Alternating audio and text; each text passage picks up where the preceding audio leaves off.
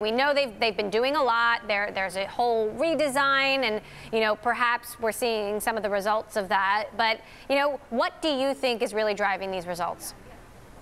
I think it is a couple of factors. I think that, first of all, Snapchat really needed this quarter, and because of the previous quarters not so good for them. So this was a super positive sign for the company. I really feel that users are still heavily engaged with Snapchat. That's proven out by the increase in user growth rate this quarter. And I think that advertisers, well, some of them have been skeptical.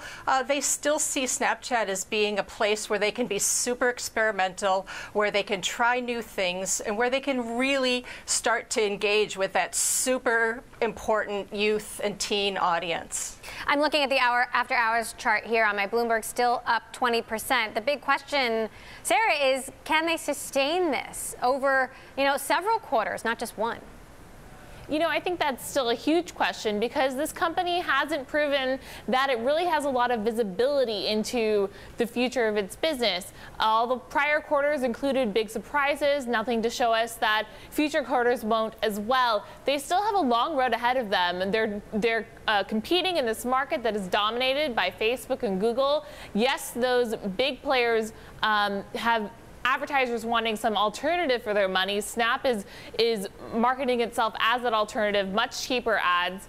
But still, it's very competitive, and Instagram is just growing far past what Snap has in terms of spread for Snap's products that Snap has actually invented and been copied by Facebook. Instagram and Facebook both accused of, basically lifting some of Snap's product ideas and executing them perhaps sometimes even better. Deborah, what do you think the real challenges are for Snap going forward in terms of what you're going to be watching? Yeah. Well, first of all, to put a few numbers on what Sarah just said, we're forecasting that Instagram will have $8 billion in worldwide ad revenue this year, compared to about $1.5 billion for Snapchat. So you can see there's quite a lot of gap in between the two companies in terms of advertising revenue worldwide. However, Snapchat is growing at roughly the same rate, about 90% growth this year compared to about a similar amount for Instagram. So just to put those numbers on it. But to get back to your question, I think that the competition with Instagram and Facebook obviously is still something we're watching very, very closely. We're also watching because Snapchat up until now has been very aggressive with new products and new innovations. And we're starting to see things like Maps maybe not perform as well as maybe the company had hoped.